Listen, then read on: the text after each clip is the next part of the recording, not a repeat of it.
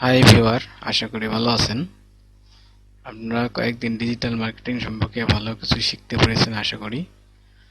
আজকে আমরা keyword planner সম্পর্কে জানতে চাই। তো কিওয়ার্ড প্ল্যানার সম্পর্কে রিসার্চের আগেই আমাদের একটা বিষয় জানতে হবে যে কিওয়ার্ড কি জিনিস।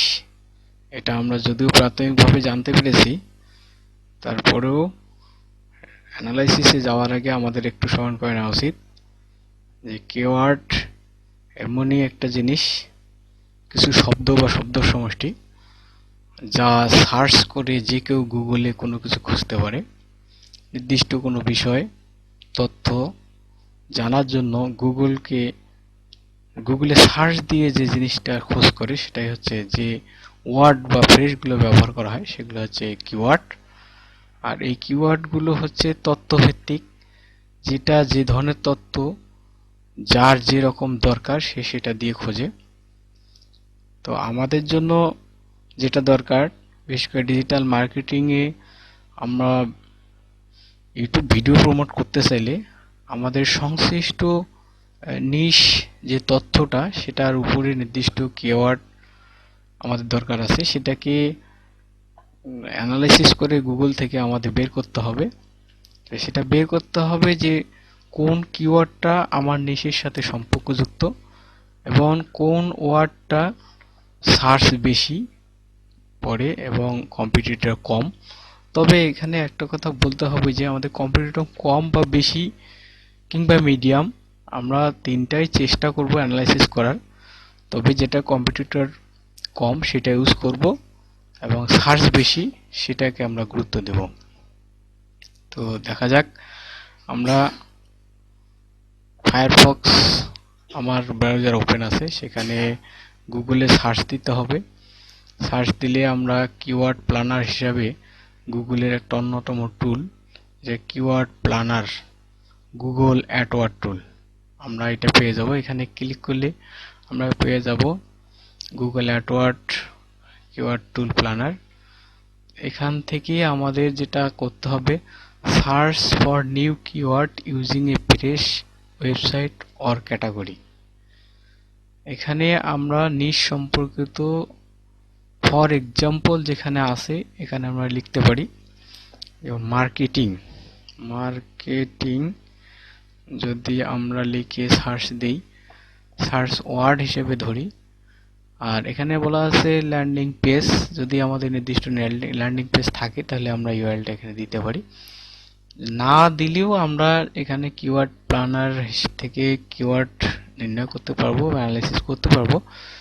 নির্ধারণ করার জন্য আমরা এখানে যেটা লিখতে পারি প্রোডাক্ট ক্যাটাগরি, যেটা এখানে চাচ্ছি। প্রোডাক্ট ক্যাটাগরি বলতে আমরা কোন নিশের উপর কাজ করছি, কোন তথ্যের উপর কাজ করছি, আমাদের কন্টেন্টটা কি, কন্টেন্ট ডিসক্রিপশন কি, এর ভিত্তিতে আমাদের ক্যাটাগরিটা সিলেক্ট করতে হবে। আমরা যদি ক্যাটাগরি সিলেক্ট করি তাহলে এখানে আমাদের আছে অল ক্যাটাগরিতে যা আছে, আমরা এখানে বিজনেস ক্যাটাগরি হিসাবে একটা সিলেক্ট করতে পারি।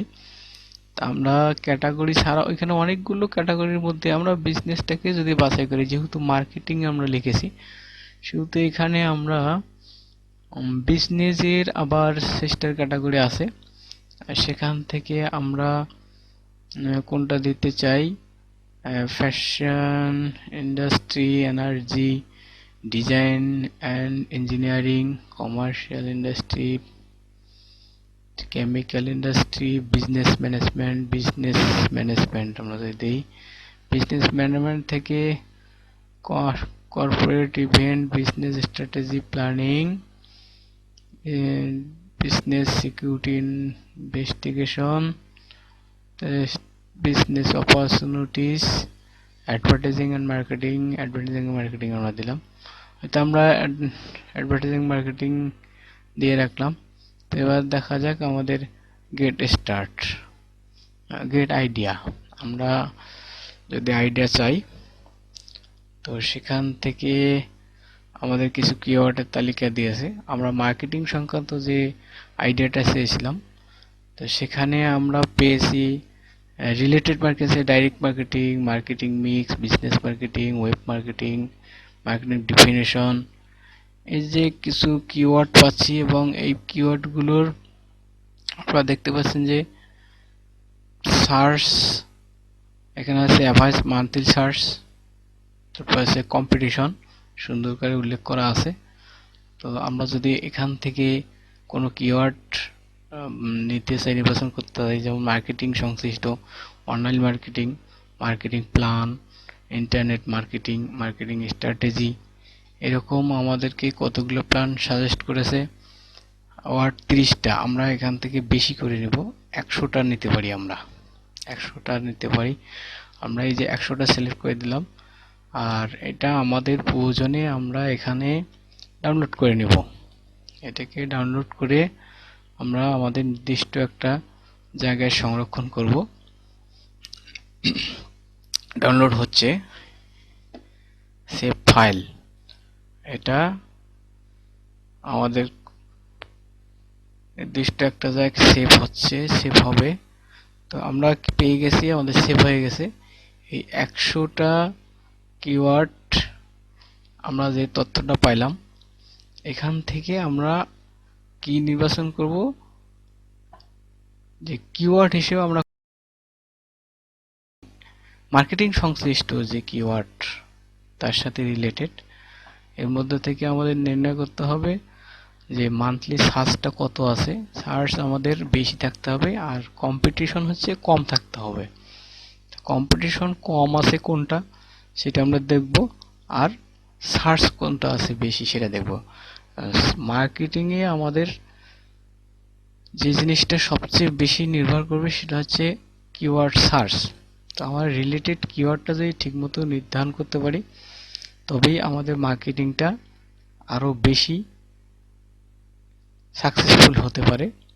তো আমাদের সাবজেক্ট সংশ্লিষ্ট বিষয়গুলোকে প্রাধান্য দিতে হবে। বিজনেসের উদ্দেশ্য এবং নিজ সম্পর্কে আমাদের ভালো করে জানতে হবে। তো আমাদের যে ডাউনলোড ফাইলটা আমরা পেয়ে গেছি, আমরা এটাকে সেভ হয়েছে আমাদের এখানে, তাহলে দেখতে পাচ্ছেন যে এটা ওপেন হচ্ছে। ওপেন হলে আমরা বুঝতে পারবো যে এখানে যাবতীয় তথ্যগুলো একটা এক্সেল শিটে সেভ হয়েছে। এই এক্সেল শিটটা ওপেন হলেই আমরা সেখানে দেখব যে 100টা কিওয়ার্ড এখানে আমরা পেয়ে গেছি। তো এই যে কিওয়ার্ডের আইডিয়াগুলো আমরা সেটাকে কাজে লাগাবো। এখান থেকে আমাদের সবচেয়ে বড় একটা জিনিস মনে রাখতে হবে, সেটা হচ্ছে যে এর যে কোনো একটা রিলেটেড কিওয়ার্ড আমরা যে যে ক্ষেত্রে ব্যবহার করতে চাই সেখান থেকেই কয়েকটা 100টা আমরা পাইছি এখান থেকে। এর মধ্য থেকে আমরা 10টা 15টা 20টা যে কিওয়ার্ডগুলো সার্চ বেশি কিন্তু কম্পিটিশন কম, সেগুলো সিলেক্ট করব। এবং আমাদের ইউটিউবে যদি দিতে চাই তাহলে সেখানে কোথায় দেব, আর ডেসক্রিপশনের সাথে ট্যাগ আছে, সেখানে আমরা দিতে পারি, ট্যাগ লাইনে দিতে পারি, অথবা ট্যাগ হিসেবে দিলে আমরা ডেসক্রিপশনের সাথে দিতে পারি। আর সেখানে আমরা যখন আপলোড দেব ভিডিও, তখন আমরা সেখানে একটা জায়গা পাবো কিওয়ার্ড দেওয়ার, সেই জায়গাটাতে আমরা কিওয়ার্ডগুলো লিখে দেব। তবে তাহলে আমাদের যদি যথাযথ কিওয়ার্ড প্ল্যানিং ঠিক থাকে, তাহলে আমাদের জন্য মার্কেটিংটা আরও সুবিধাজনক হবে। তো ভিউয়ার, আশা করি আপনারা বুঝতে পারছেন এই কিওয়ার্ড প্ল্যানিং এর বিষয়টা। আপনারা চেষ্টা করবেন কিওয়ার্ডটাকে যথাযথ নিশ অনুসারে নির্ধারণ করে সেটাকে এই মার্কেটিং এর সাথে সংশ্লিষ্ট রেখে দেওয়ার। আজ এ পর্যন্তই, আগামী ক্লাসে আবার কথা হবে। সে পর্যন্ত সবাই ভালো থাকেন। ধন্যবাদ সবাইকে।